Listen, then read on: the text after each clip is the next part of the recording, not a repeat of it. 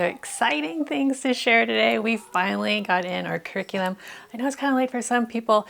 I know some homeschool YouTubers that got their curriculum for the next school year, like in April and May. And like to me, I'm not even thinking about the next school year at that time. I don't even really think about it until, I don't know, end of July, just because that's when funds drop for our charter school.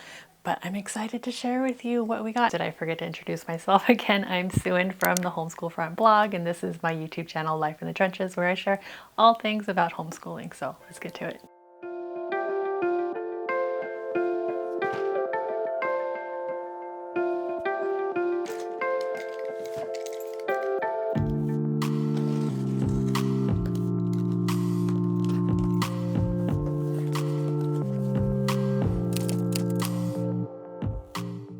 Got Singapore math. So I've never gotten a teacher's guide before, but I decided just to go for it this year, using this with my youngest, my daughter, who will be in kindergarten.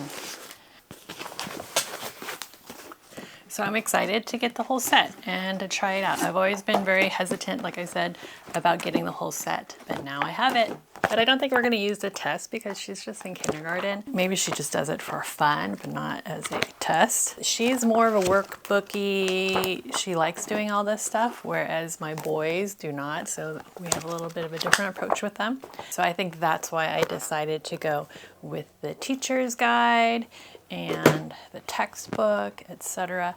So now let's do language arts. Let me grab it real quick. I'm not sure if I got if this is the right box, because my, for second grade, we're also using Learning Without Tears for language arts.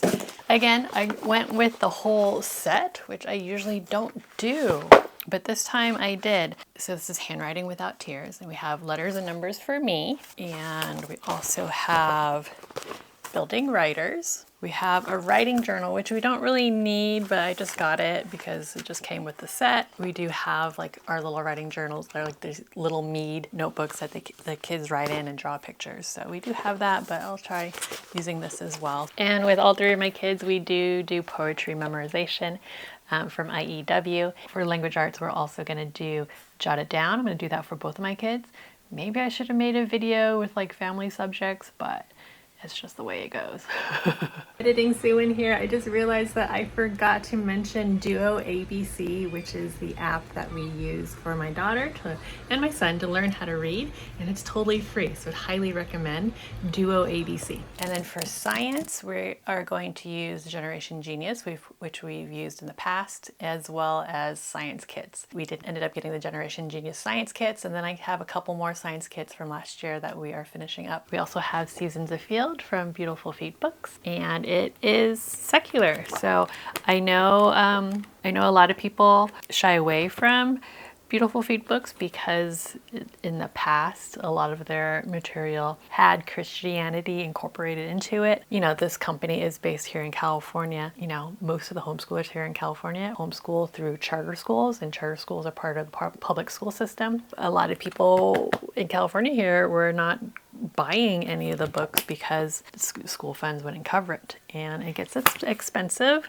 Homeschooling, when you're paying everything out of budget, especially here in California where living expenses are quite high compared to other parts of the country. And so they are making more secular or neutral content, neutral teachers manuals, etc. And then for history, I kind of shared with you in my decluttering video how I have like a stack of boxes up there. I'll show you real quick. Look, it just keeps going and going and going. I ordered them for last school year, but you know, life kind of had its challenges for us, and so I just had to focus on what was essential. And now we're going to actually dive in and use these. These are History Unboxed, and we haven't opened them up yet. So I can give you a peek. This one is American Colonies Plymouth. I have to go through them all and put them in the order that I want them to be in. Of course, like with everything, like in history and science, we supplement. Math and language arts don't really supplement, but history and science I do supplement with other resources just because there is no perfect curriculum out there. And just like maybe with math, we kind of supplement with wild math just to take learning outside. We do play a lot of board games and card games and dice games when it comes to math. And then language arts, we use games as well. So nothing is ever out of the box, even though I'm opening up a box right now.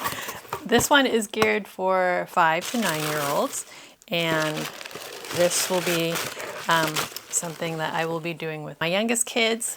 So I can do a flip through of this as well, so you can get an idea of what it looks like. Which also for history, we have the early American history right here, which we are going to use to supplement the history unbox that I shared with you as well. And this is from Beautiful Feet Books, and I did do a flip through of this as well. I feel like I just need to do a video like all about American history and like resources you can use. So this is another great one here that I will be using to supplement but all 3 of my kids for their U.S. history study, which is the Smithsonian Children's Encyclopedia of American History. And I don't know if this is still in print. I did have to buy this used, and I believe it was a library edition. I just really love U.S. history, and there's just so much I want to incorporate and use, and it's hard to just pick and choose one. So that is why I'm not really going with a traditional curriculum this year. This is more just for reference, and we're not going to be doing this from beginning to end. Don't start from scratch, right? Like, you can use other people's resources and unit studies, etc., and help you along the way, get ideas, right? That's what I like to do, is get ideas from a lot of different places and then kind of create something new out of that. And we also got a game to start the new year off with. So it's Guess in 10 States of America. Last year, I enrolled my kids in like an enrichment center, agile learning center, kind of like a democratic school kind of a thing. Unfortunately, we weren't able to do it because of life circumstances.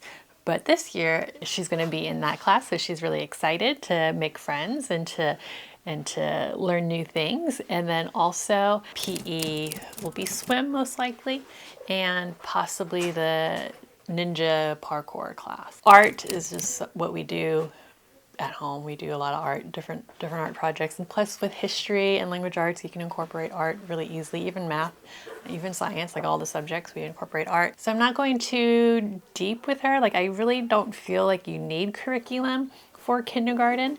Just let them play. And so majority of the time she will play, but she really likes doing school with her brother. So I got her the stuff to do school, and to be honest, 30 minutes total for everything.